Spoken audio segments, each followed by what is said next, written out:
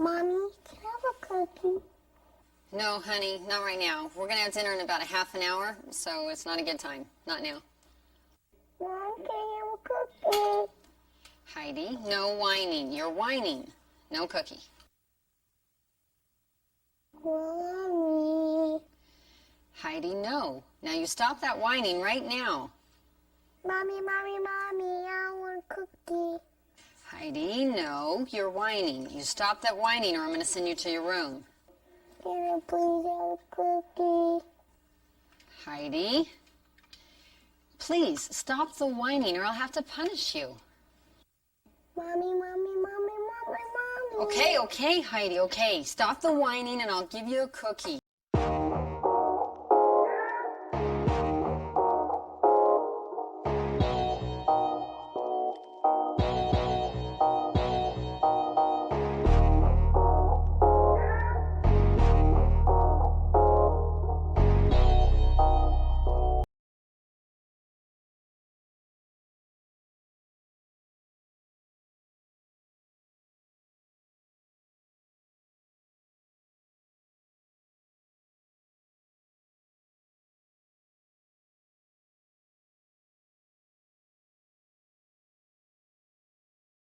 And welcome back to our second installment of Discipline Issues. In our last session, we introduced to you the concept of too many freedoms too early in young children's lives. We talked to you about verbal freedoms, physical freedoms. So I imagine, Anne Marie, they must have had a very interesting week at home. No, I'm sure they did, and we often wonder, what did the children think of all of these changes?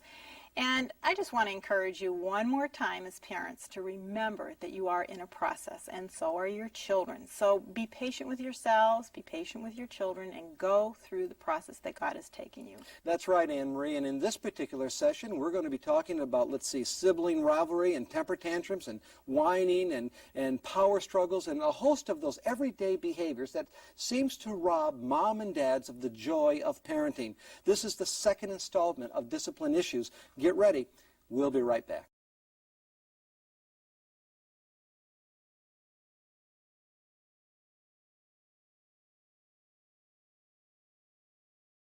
Well, ladies and gentlemen, welcome back to this session of Growing Kids God's Way. I trust that you had a productive week last week as you maybe did some testing with your children to determine just where they were in terms of those extra freedoms and those boundaries.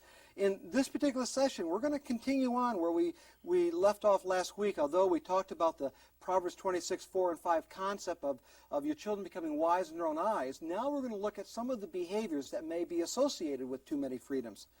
In this particular session, we're going to discuss many of those everyday behaviors that, there's no other way to say it, that challenges the joy of your parenting.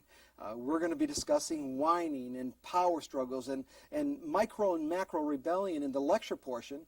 And then in the wrap-up with Anne Marie, we're going to be addressing the issues of temper tantrums and frustration tantrums and sibling rivalry and tattletaling and lying. And certainly we're going to leave plenty of time for your questions. So why don't we get started with that all troublesome behavior that so many moms and dads would like answers for, whining. Let's talk about, first of all, the characteristic of whining. First of all, understand this. Whining is simply an unacceptable form of communication. It is not a symptom of some type of deep psychological distress or disorder in the life of your child. It simply put, whining is a learned trait. Now, why do children use whining as a method of communication? Well, first of all, it is because they are smart enough to realize that they are not going to get very far if they challenge you directly. If you give instructions to your child, if your child then takes their hands and puts it on their hips and says, well, Mom, I think the instructions you have just given are really bad instructions, they know they're not going to get very far. But if they, for some reason, they have learned, if they can give you a half-cry communication, Mommy, why do I have to? Amazingly, you don't do anything. And the child has learned this truth, that moms and dads probably will not do anything. A second reason children use whining is basically because it works. Whining can wear the strongest mother down, especially if you got 2, 3, 4 little whiners in the house. It could tire you emotionally. if you're rightly going to deal with whining, first of all, you need to understand the age appropriateness. Now, let's talk about this.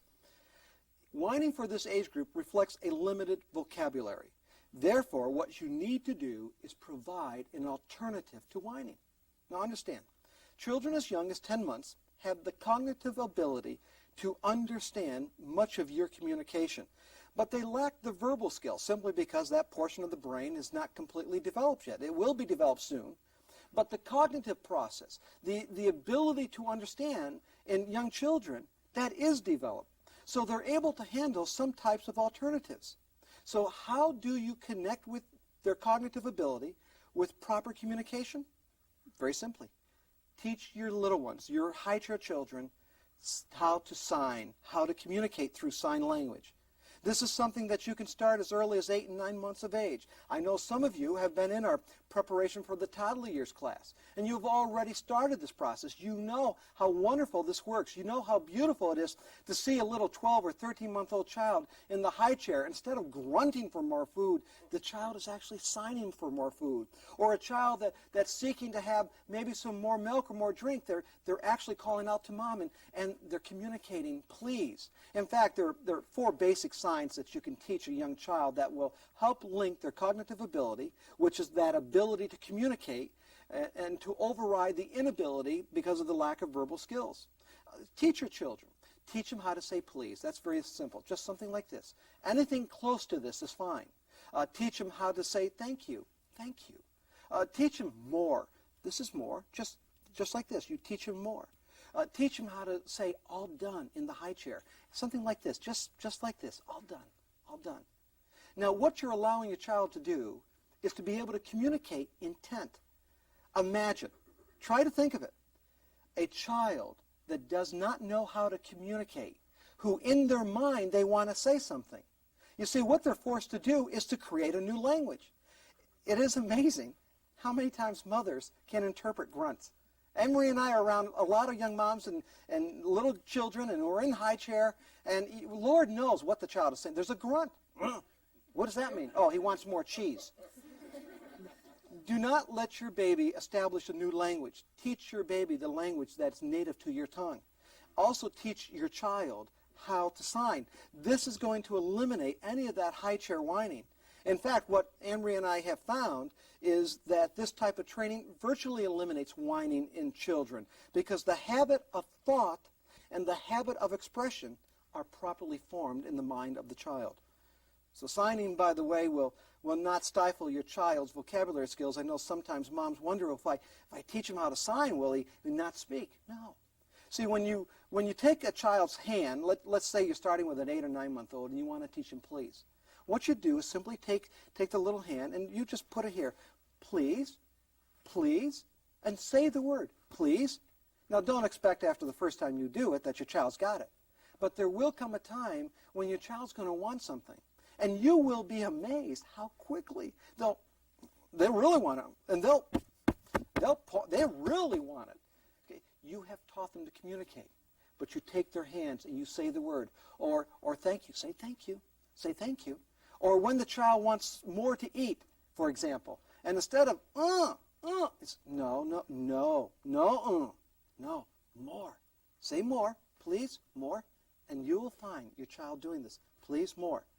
If you want to impress your friends, and that's not the reason, but if you want to show them what God's creatures can do, teach your babies how to sign so you're not frustrating them. And that's eventually going to eliminate, if not completely eliminate, the possibility of whining later on. Now let's talk about whining in older children. Here are a few points to consider. First of all, obviously, teach that older child, 2, 3, 4 years of age, that whining is completely unacceptable. Now, they may have a legitimate need. Maybe they come up to mom and they want a glass of water, but the way they ask for it, Mommy, can I have a glass of water? And you say, well, that's silly. There's no reason for you to ask that way. But you see, there's been a habit. So now we have to break the habit. How are we going to do that? Well, let's just use the logical consequences that we taught you. We're not going to take them to the other room and necessarily chastise them. But what we may say to them, honey, I'm going to turn on the stove timer for 5 minutes. Now, in 5 minutes, you could come back and you could ask me properly without that whining voice. That's one way you can do it. But let's say the child has a less than legitimate need or desire. Let's say that they want a Twinkie. You're going to have your meal in about 30 minutes. Dinner's going to be on that table, and you don't want to have that child spoil their dinner. And so you say, no, there's going to be no Twinkie right now. Mommy, mommy, mommy, mommy, I want a Twinkie.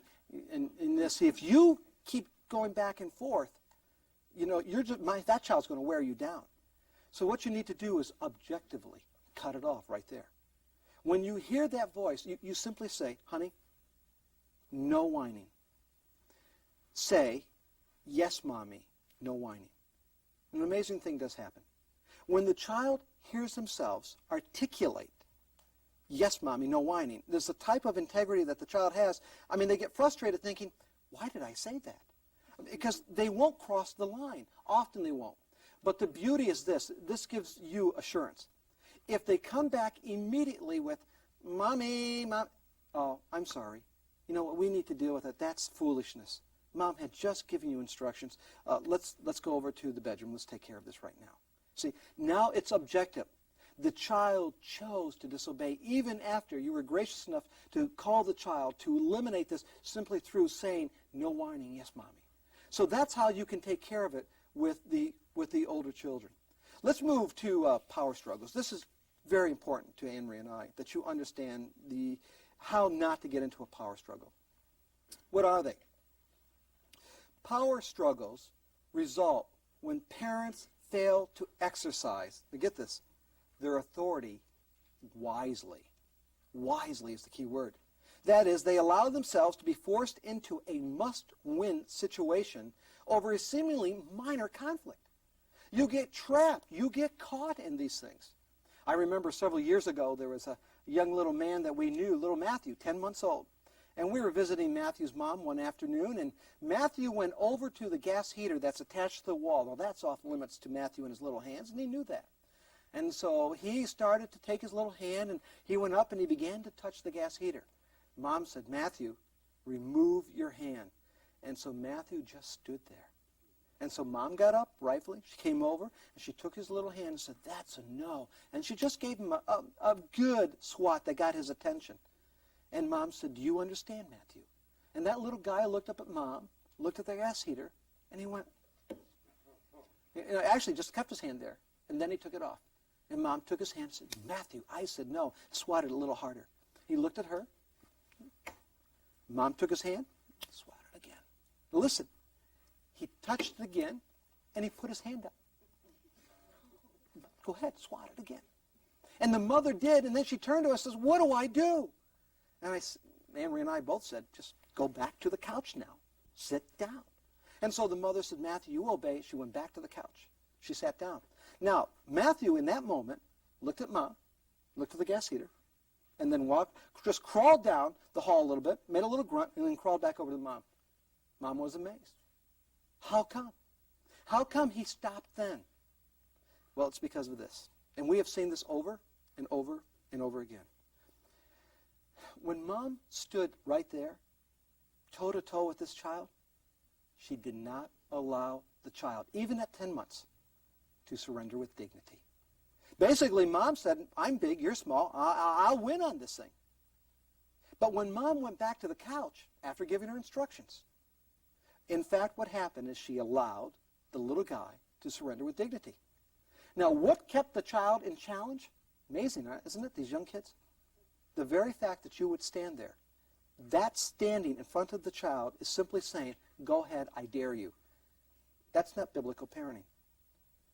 To create the challenge in the mind of the child doesn't know. The child doesn't have wisdom to say, you know what, this isn't a fair fight. I'm going to back off. Child doesn't have that wisdom. So what you need to do is you need to walk away. Go back to where you were. Surely if the child touches it, pick the child up, deposit the child in the crib instead of getting into a power struggle. Because when you enter a power struggle, someone's going to lose. And usually it's Mom. Power struggles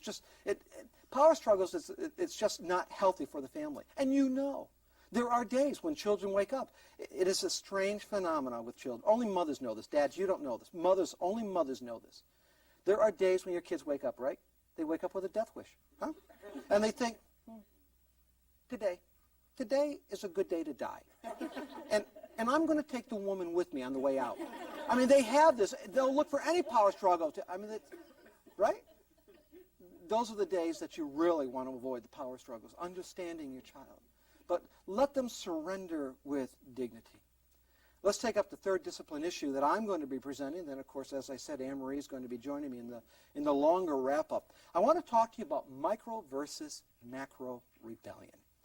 You will remember when I chatted with you about active and passive rebellion. Active rebellion, of course, is the type of rebellion that a child is openly defiant. Passive rebellion is child is less. It's just as defiant. It's just not open. Remember that we outlined for you in our workbook passive rebellion. See, the child that would do something cute to get out of doing what they're supposed to do, or the child that constantly says, "Mommy, I forgot." That's a form of passive rebellion. Or maybe the child that will do something good to get out of doing exactly what they were told to do. Passive rebellion, all right? But when I talk about micro versus macro rebellion, I'm not talking about active and passive now. I'm going to take active rebellion, the concept of direct defiance, and now I'm going to split it for you. You understand? I'm taking active. I'm going to split it for you into two categories. Some children are macro. Macro means large. Macro means big. Some children are macro in the rebellion. In fact, ladies and gentlemen, by the grace of God, most of your children are macro in the rebellion. That's good, because you know exactly where they are, exactly what they're thinking. It's not hard to monitor their little sin natures. You know what's going on. That's macro. Most of our grandchildren are macro. I'll pick on my beautiful little Whitney, blue-eyed Whitney. She loves life. She loves life. But Whitney's a classic macro rebellious child, like most of your children. So when Amy said, "Whitney, Mommy has just washed the tile floors. I want you to stay on the carpet. Don't go in the kitchen." It wasn't long when Amy was in the back room that somehow Whitney had a need to get into the kitchen. And when she found out that she could slide across the kitchen floor, that in fact that this was some form of entertainment. And of course, when Mom came in and found her there, Mom dealt with Whitney. Now, when Whitney crossed the line, she crossed it big. I mean, I just enjoy all of this sin. This is just so good. Okay? That's a normal child. Some of you, maybe in this room, some of you poor parents, we don't know if it's the sin of the child or the sin of the parent that brought this on you. But some of you in this room have perhaps a micro-rebellious child. Micro, meaning small. This is the child that you have to understand that loves the line. Our Caitlin, our granddaughter, Amy, and Paul and Jenny's daughter, that they're working with her, she is a micro-rebellious little one. The micro-rebellious child loves the line. When Jennifer said to Caitlin, "Mommy has just washed the kitchen floor.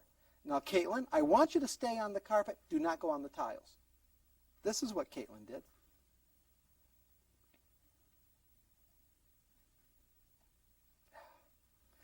Now, moms, you look at those toes. They're over the line. And you think, no, she doesn't know. She couldn't possibly know her toes are over the line. Oh, no, moms. She does know. You see, for Caitlin, this is 100% pure rebellion.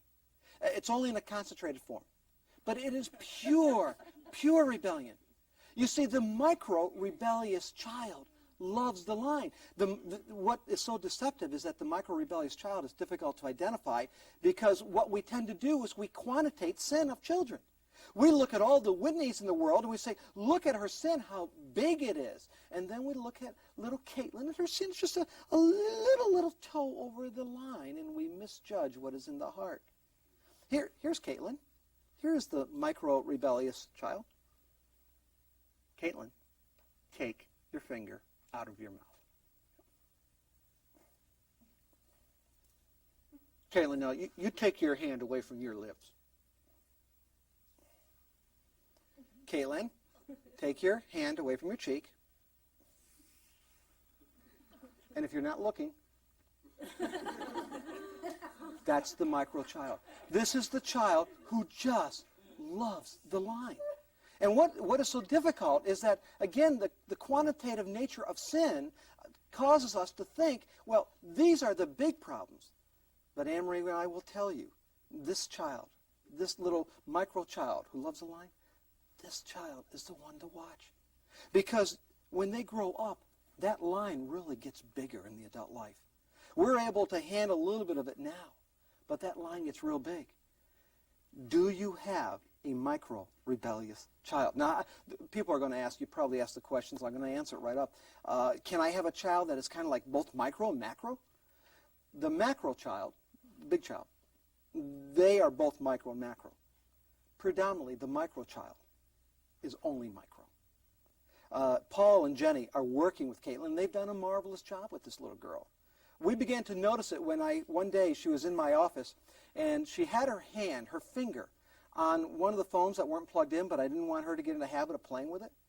And so I said, Caitlin, you take your hand off that receiver.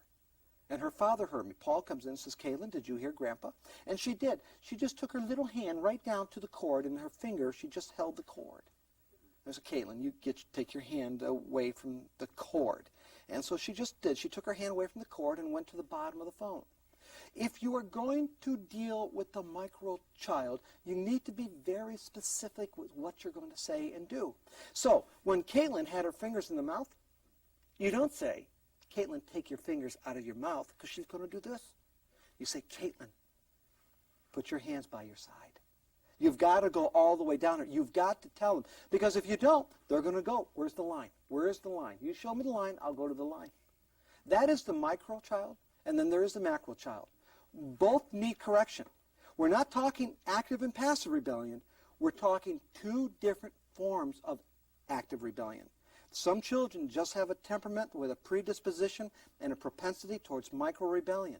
That is the child that looks so good. Moms and dads, please be careful with that child. Now, I want to stop right there. I want to go to wrap up and certainly get Anne-Marie's insights on these three topics and many of the other discipline issues that we have yet to talk about. So why don't we stop there? Let's get set up for Anne-Marie, and then we're going to take your questions. Okay? Let's do it.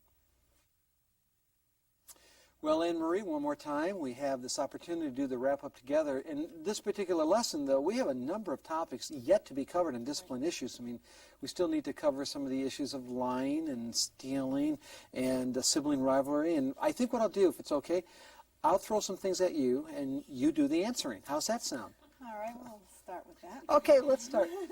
Siblings rivalry, and sibling conflict. What is the difference, first of all? Let's start right there.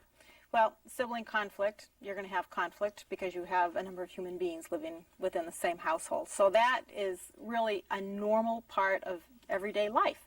But there has to be some parameters as far as what happens within that sibling conflict. And we had certain house rules. You know, you didn't hit each other. There was no name calling. There's none of that sort of thing. There's none of that, I'm going to tell, you know, those kinds of behaviors that are there. Whereas sibling rivalry speaks to a completely different issue. When children actually feel that there's a need to rival one another, usually for dad's or mom's attention.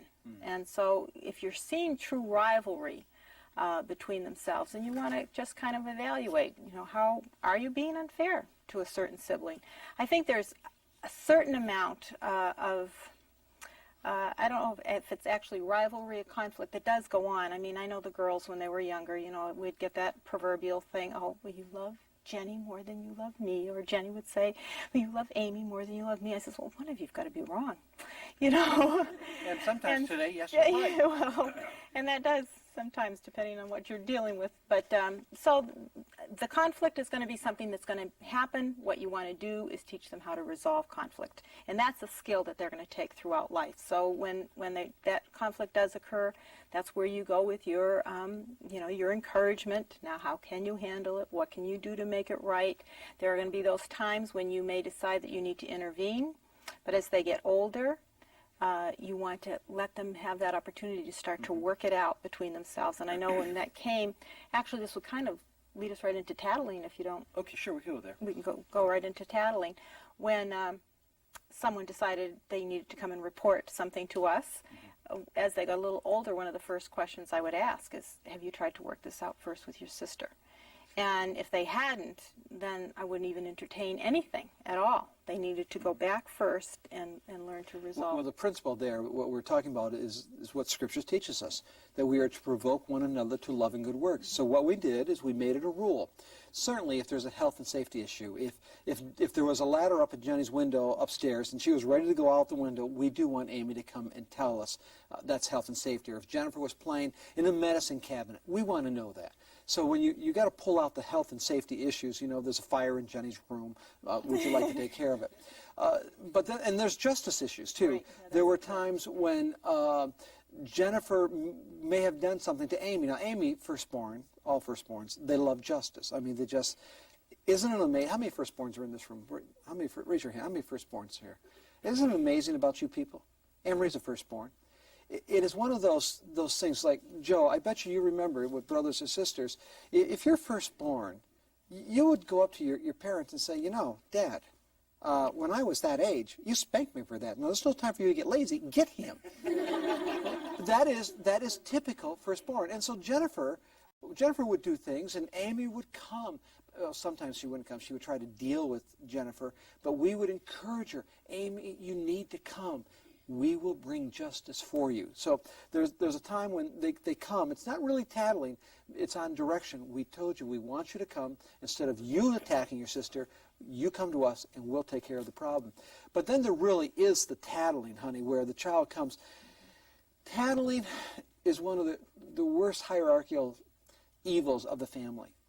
Because the reason the child is coming in true tattling is because they find pleasure in the possibility that their sibling is going to get in trouble. And people ask us, well, how do you know the difference between tattling and a child who's just coming out of legitimate concern? This is how you know. Ladies and gentlemen, this is what you teach your children. The child that comes tattling will have the look in their eyes. There is, Mom, do you know what your youngest child is doing? I think you need to give them attention. They will come without humility. We taught our girls, you will never get in trouble if you're going to report something that your sister's doing, if you come in humility. But when you come, we are going to ask you, did you provoke your sister to love and good works? In other words, did you say to your sister, this is wrong.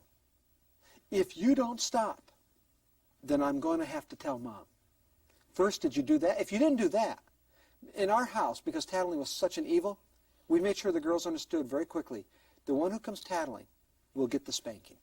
That first and foremost, the one who tattles gets the spanking, because you know who tattles on us?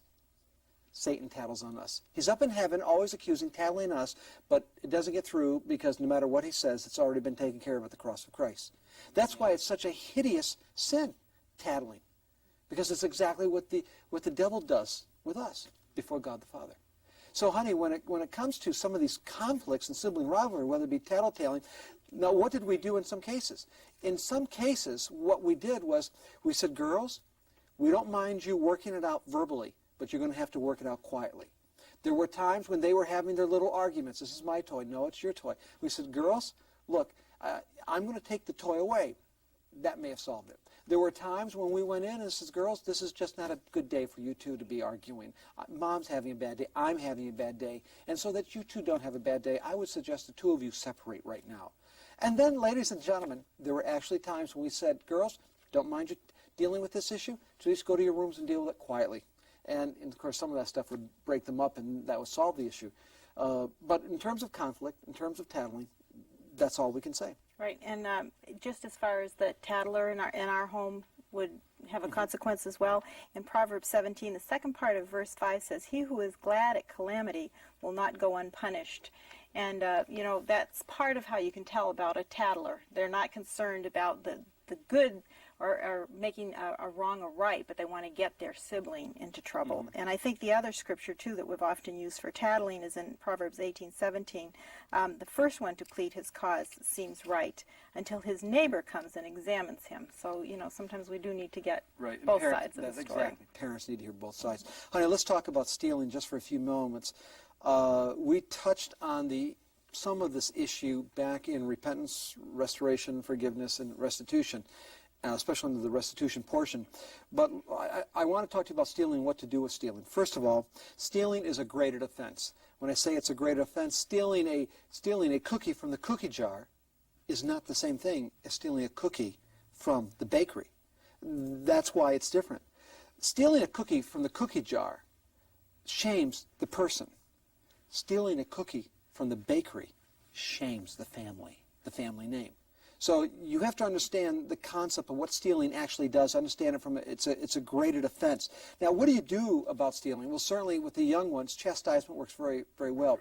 But as children grow up, may I suggest to you that restitution would be one of the best ways of teaching your children how not to be a little thief, how not to steal, how not to just borrow a little. Restitution, as I shared with you back in 2 lessons ago, is a biblical doctrine. It's a biblical concept. And basically what it means is this.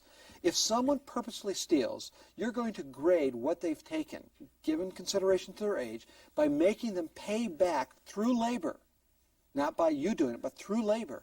Maybe twice as much as they stole, maybe 3 times. If a child stole a can of soda from the refrigerator, and Dad clearly said, that is off limits, we're going to have the big party on Saturday, you're not to touch the soda. And so a can or 2 cans are taken, and you discover that it was your son. What do you do then? Well, besides that stern talking to, and maybe there might be some other consequence, what you really need to do is say, son, this is grievous. That 1 can of soda is going to cost you 4 cans of soda. That means you're going to have to labor additionally. Now you say, well, soda, what's that, 35 cents? How long are they going to labor? Well, then if you want to, if it's that small but you want to get the point across, then tell them. It's going to cost you 10 cans of soda. It's okay. You can do that. We want you to know what the normative is. For stealing, for thievery, it was always in the Old Testament 4-1, but that dealt with larger commodities. As moms and dads, the key thing to remember is the principle of restitution. Purchasing and replacing, if it was just an accident, if it was malicious, purchasing and replacing in a multiple factor. That's going to help the child learn. Of course it's going to help the child learn. Why do I think that? Because that's what God instituted as a consequence for people who stole things. So they wouldn't steal again. They had to labor in multiple ways in order to pay it back. Anything on that, honey? Well, I think, too, if you've ever had a time when you were a child that you stole something, hopefully your parents dealt with it. Maybe they didn't. And either way, if they didn't, then you know what a struggle possibly it was and a temptation to go ahead and steal again. If they did deal with it, I can remember I was probably 4 or 5 years of age, and I was at the local grocery store with my mom, and I picked up a pack of gum on my way out. And, of course, being young, and I was smart enough, I guess, to steal it, but then not so smart to tell my mother when I got home. But anyway, she immediately marched me right back to the store. And I had to, return it and apologize and ask for forgiveness. And boy, that was something that I never forgot. So don't, sometimes our children do those sorts of things and we just maybe give them a lecture or whatever. But if you take them back, that makes such an impression on them. Exactly. Same thing. I remember the same thing when my mom took me back. I was just like a 4-year-old, and I was so nervous. But we took care of it, and I'll never forget how my mom took care of it. It's still with me. Honey, let's leave that poor memory. Let's go on. Okay. Let's talk about lying. That's very common. That's, again, one of the more grievous sins of the family. We know that Psalms 58:3 says, the wicked are estranged from the womb. They go astray as soon as they are born, speaking lies. That also means that man is not a liar because he lies. He lies because he's born a liar. And so the self-control and the ethic of honesty must override the lying. One of the things that parents sometimes fail to do when you're dealing with sins of attitude, lying, jealousy, we tend to want to suppress it. I remember years ago, just pick up on let's say the jealousy issue, that particular attitude. A dad came to us in a question and answer session, and he said, my son, my 12-year-old son is jealous with everything. If something happens to his sister and she gets to go someplace, he's jealous. If someone got a bigger piece of cake, he's jealous. And his question came down to this: how do I punish jealousy? I've attempted everything. Loss of privileges, chastisement, everything, but nothing's working. Well, what happens so often is parents want to punish jealousy. What they want to do is suppress jealousy, suppress the attitude, whatever the attitude is. But what we really need to be working on, although you do need to work on suppressing it, what you really need to be working on is the opposite virtue. Whatever the vice is, work on the opposite virtue. See, that's really the problem. With jealousy, the problem isn't jealousy, it's the lack of contentment in the life of the child. Contentment, of course, Christian biblical contentment comes from a heart of thankfulness. If the problem is lying, well, we need to work on that. But what does it look like? What are we going to work on? We're going to work on an extra dose of honesty. It's not that we're not going to address the lying. Certainly we are. We're going to correct it. We're going to discourage it. But we have to compensate. You see, just to get rid of jealousy, just to get rid of lying, what are you going to fill it with? It might very well be filled with another vice. So you have to fill it with a virtue. Always work on the virtue. So let's talk about lying, honey. Let's talk, why do children lie? We're going to go through some of these reasons. I have number one, and you have some there. Children lie, 6 basic reasons. If a child's lying, try to figure out the motive. Here's one reason: to get attention, right? Mm-hmm. And for whatever reason that's provoking that, we need to examine it. Then another one is to gain control. Right. They think that they can gain control of the situation by lying, or to get revenge. In a situation. Whether it's with a sibling, whether they could be upset with a parent, right, and go to another parent and share a falsehood, right, to escape responsibility. And that happens probably all too often in homes. To be accepted. They might lie among their peers because they want to be accepted. Or sometimes, and this is probably the saddest one of them, is to balance out parents' unfairness. Whether real or otherwise. Right. Right. And then the 7th might be parental example. And that can be just so subtle. Mm-hmm. I think at one point you gave an illustration, you know, you're all sitting around the dinner table and the phone rings and mom's going to answer it and dad says, oh, if it's for me, tell him I'm not home. Well, what are you teaching? The other thing that we don't even realize, and probably happens even more often, is when our children are disobedient and we tell them that there's going to be a consequence, and they disobey, and then there's never a consequence. Mm-hmm. You know, we're saying our word really doesn't mean anything, right, and that's such an right important thing. And what we're dealing with here is, well, just summarize what we have so far in lying. Number one, if you got lying, try to work on the opposite virtue, which would be honesty. You're going to do that. Number two, consider the child's age. That's important too. The lie of a 3-year-old is not the same thing as the lie of a 10-year-old. The 10-year-old's lie is much more grievous because he or she has much more involved in the relationship. There's much more associated with that lie. Number 3, you want to consider the motivation for lying. Number 4, too, you want to consider the overall characterization of the child's behavior when it comes to lying. Is this the first lie in 6 months, or is it the first lie in 6 minutes? You see, you want to consider that, take you back to some of the fundamentals of trying to assess what is going to happen with a child when we're looking at characterization, behavior, commonness of the offense, the context of moment, and the age of the child. It's the same thing for this also. Some final thoughts on this. I guess corrective chastisement, talking to. Would be one, be talking to. And the other thing, too, is help them to understand what lying does. It breaks that trust, that trusting relationship that we're trying to cultivate with them. And just one other little aspect, because it can fall into the issue of lying, and that's children and their imaginations. Some children are very creative and very imaginative, and it's not that you don't want to encourage that, but if you've got a child that's a real storyteller, it's not long before they kind of lose track of what's truth and what's not. And if that's an issue in your home, there's nothing wrong with putting boundaries on their imagination and their storytelling time. You might just have a time, okay?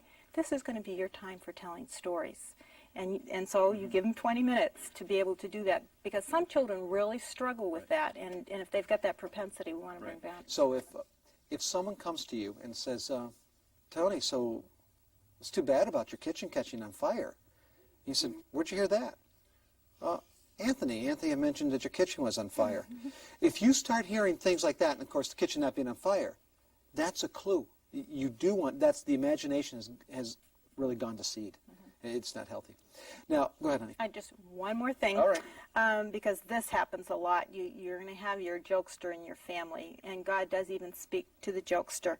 In Proverbs 26, he's got a lot in that chapter, doesn't he? But up in verses 18 and 19, I need to start with 18. Like a madman who throws fire brands, arrows, and death is a man who deceives his neighbor and says, I was only joking. So that's another thing. Right. If you've got that, oh, but I was only kidding. I was only joking. Right. So. Let me go to one more thing, and then we're going to go to your questions. And I think, briefly mentioned it, I think, in this particular session. Do any of you have a child who has normal energy when they want to do something? In other words, when they want to go outside, they have enough energy in their bodies to take them outside. If they want to play on the swings, then they can do that. But have you noticed that when you are in a rush, all of a sudden, they have a drop in blood sugar? They can't move. And then you start, because you know you're running a little bit late, and you say, young man, we really need to go. Wes, I want you to pick up the toys and put them away. Would you please? We're running a little bit late. And all of a sudden now, Wes is just, he's just so fatigued. And then you know, Wes, we really got to go. Mom, I'm going as fast as I can. Wes, we really got to get going. And Wes, you need to move faster. Now think about it in this situation. Let me ask you, what is faster to a child? I assure you, their faster is not your faster. And so you say, Wes, I mean it. We need to pick those toys up faster. And then all of a sudden, you know, then you start saying silly things. Wes, I am telling you, if those toys aren't picked up, we're going to take them to the orphanage and give them to the poor kid. And you know you're not going to do that. Now, how are you going to fix that? Because you know that's so frustrating. Here's how you can fix it. Consider this. And you want to set this scenario up. You want to set this up when your child is playing with their game, and they're out in the game room or whatever they may be. You take 3 candies. We call this the three candy speed. You take 3 candies, their favorite. You put them out on the counter, 1, 2, 3. Then you call your child to you and say to your son, Wes, Mom is going to, right now, ask you to pick up all of your toys and put them away neatly. I'm also going to turn on the stove timer for a few moments. Now, if you pick up all of your toys and put them away neatly, when you come back, before the stove timer goes off, I'm going to give you these 3 candies. Now, for you firstborn people who've already been taught, no, this is not a bribe. I just want to help you understand. You're thinking, all right, is that a bribe? No, this is not a bribe. We're only going to use this one time to do a time measurement. So now Wes goes back, and he picks up all his toys before the stove timer goes off. He puts them away neatly, and he comes back and says, Mom, I'm done. And you say, Wes, these are your 3 candies. And as Wes is enjoying those 3 candies, then you teach into it. Then you teach Wes, for now on, whenever Mommy tells you or instructs you that you need to pick up your toys in a 3 candy speed, that's exactly what I mean. You see, what you just did with those 3 candies, go faster is abstract. It has no boundaries. It doesn't mean anything. But when you said, when you allowed him to go through this 3 candy speed experience, he now concretely knows from experience what you want. So and you may want to set up a 2 candy speed. That may be fine also. That's a little bit slower. But the point is, if you got one of those children that are, they just don't have it, you want to make sure they understand what you mean by I want you to pick them up quickly. The way you do it is simply by training them to the 3 candy speed. They have experienced the 3 candies. Anything more on that, honey? No, and the thing is, it's a one-time thing, just to establish a point of reference for the child and for the parent, because that way if they dawdle after they already know, then they've made a clear choice to disobey. Concrete. Now you can deal with it. So you don't have to become a threatening, repeating parent. It's very concrete. Go ahead. Did we mention temper tantrums and frustration? Oh, no. Let's Okay, very quickly. real quickly. Go ahead. Temper tantrums, first of all, first rule of temper tantrums, a temper tantrum needs an audience. It doesn't work. If you're not in the room, believe me, no child throws a temper tantrum in isolation. If no one's there to hear him or see him, it's not going to work. So it needs an audience. Usually temper tantrums are thrown by children who believe that they're going to get revenge on the parent that prevented them from getting what they really wanted. And temper tantrum is exactly that. It's a revenge. It's almost a child saying, I know I can't win, so I'll die, but in the process, I'm going to take you with me in misery. That's what a temper tantrum is. Young children, let's say under 2 years of age, they could throw a temper tantrum, maybe 20 months. You just pick them up. You don't have to swat them, just pick them up, and that is a no, and just deposit them in their crib. That is the best thing. Since you can't remove yourself, you remove the child. And yes, you may hear a little bit of squawking coming from the bedroom, but you just continue to go on, and it'll stop because there's no one's there. But a temper tantrum with an older child, Anne-Marie, this is dealt with a little differently. You deposit the child in the room. You let them know that this is unacceptable, that there's no reason for this type of behavior, and when you settle down, that's when you'll get your spanking. You'd never give a child direct chastisement to a child during temper tantrum. You will lose. You will lose control. It doesn't matter how many. You wait till the child is done, wait till the child settles down, and let them know when you settle down, then it'll be time for a spanking. And we realize that some parents that are coming to Growing Kids, maybe their children are already throwing full-blown temper tantrums. Mm-hmm. And so there have been those that have found a measure of success by physically holding the child until they settle down, because if they put them in their room, they may destroy the room. And so obviously you've got greater problems that you need to work on, other than just the temper tantrums. And some of it could be back from last week's lesson, too many freedoms. So there's a lot of issues that you got to deal with. The other side is like frustration tantrums. There's a difference now, right? And there's a definite difference, although sometimes the end product might look similar, but it's the root that's the difference. That's the hard issues, the malicious temper tantrums, the malicious intent. A frustration tantrum is when a child is usually just trying to accomplish a task that developmentally they can't do. And I think we've probably all, if you've have a toddler, you've seen that. They've tries to set up their toys, their stuffed animals, dolls, trucks, whatever it is, and they don't realize that they've got more that's actually going to fit on the shelf or wherever they're trying to put it, and so the things fall. And the child loses it. You hear this blood-curdling scream from the other room and think some horrendous thing has happened, and you go in and there's nothing there except for their toys are on the floor. And so in that situation, what you will do as calmly as you possibly can is begin to instruct the child and say, when you need help, you ask Mommy to come help you. Screaming is not appropriate, so you ask Mommy. And sometimes it's going to take time to get that point across. One way to maybe help a little bit in not creating some of these frustration tantrums is giving your children the opportunity to do some play by themselves. We find that moms that spend so much time entertaining and putting everything together for their children, their kids get frustrated a lot easier because, let's face it, Mom, you can do it perfect.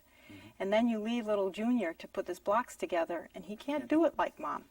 And it gets very frustrating. So especially that's part of it. Firstborn child. It seems like the other children are able to adjust, but the firstborn child who has a perfect mom, who makes the blocks all perfect, and then the child can't make them perfect, tend to go into frustration tantrums more often. Right. I'm just going to read a cute little story I received from one of our leaders, and she was just sharing about their class, and she says, one couple with 3 active out-of-control boys have been really working hard at putting lessons in force. The youngest, while having a frustration tantrum with crying, was told to stop and then was asked what he should do instead. For example, he was supposed to stop and ask his mom. He stopped dead cold, looked at Mom and said, "You haven't told me that yet." So it's like, it's really interesting. I mean, here he was in the middle of something. It's, you haven't told me what I'm supposed to do yet. So it's so interesting how quickly our children are going to pick up things. Exactly. Honey, when does a frustration tantrum cross the line and move into a temper tantrum? Well, when they don't ask for help, or you go in and you attempt to give them some help, and then they still then lose control, or they take a toy and then fling it. Yeah, so when the block flies across the room, it is no longer a frustration tantrum. Okay, great. Okay, folks, we're going to take your questions, and I'm sure you got plenty of them, so let's get started right away. Who would like to be first? Okay. Kathy, it'll be first. Gary, with regards to lying and stealing for that matter, you talked about the child losing the parent's trust. That seems to be somewhat elusive to the children, that word trust. When you say you've broken my trust, how do you help the child to regain that trust? You want them to rebuild that trust. How do you do that? First of all, we do want to qualify, you've broken my trust. You've broken my trust in this area. Obviously, our children haven't completely shattered trust in the mind and the heart of the parent, simply because you continue to trust them all day long. I mean, you do trust them in the backyard. You do trust them to be able to go from their bedroom to the kitchen. There's a variety of circumstances in which trust is automatically assumed. But when there's a relational violation, that's what you want to teach into. And of course, Kathy, the age of the child is critical. If we're talking about the oldest or the youngest, that's going to determine how you're going to respond. Trust is abstract in one sense. You can't measure it. You can't physically see it. We understand it because of our adult minds. We have lived life long enough. The way children learn it is sometimes just through parables. They learn it through stories. They learn it through stories of your own life.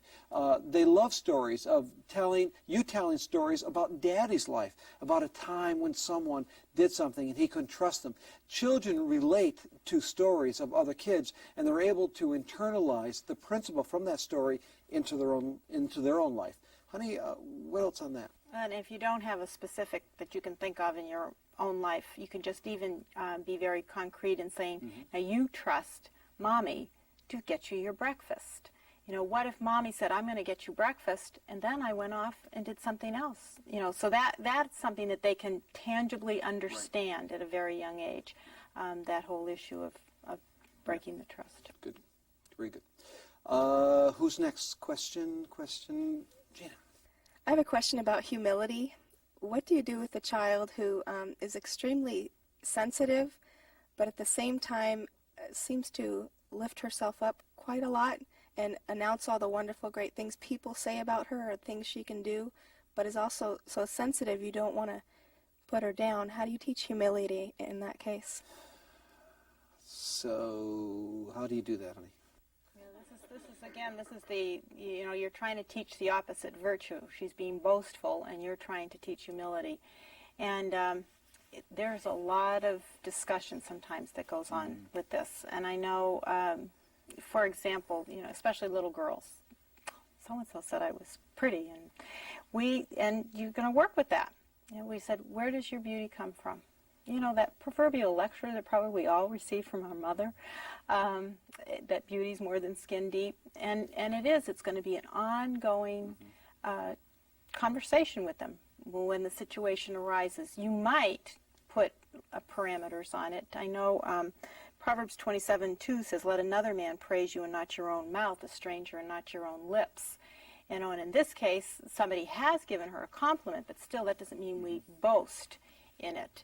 So there's not, you know, I wish there was a real absolute answer that we could give you, but this is one of those things where there will be some dialogue. Well, there's two things. Number one, teach the moral courtesy, which is simply thank you.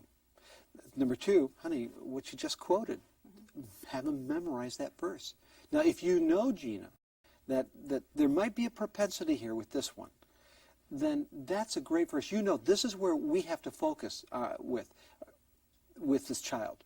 And so make that a memory verse. And you guys are just going to continue to work on that to help her understand that, you know, what you have, and she is a pretty little girl, what you have comes only from God. And the reason God gave you beauty was so that you would be able to honor Him.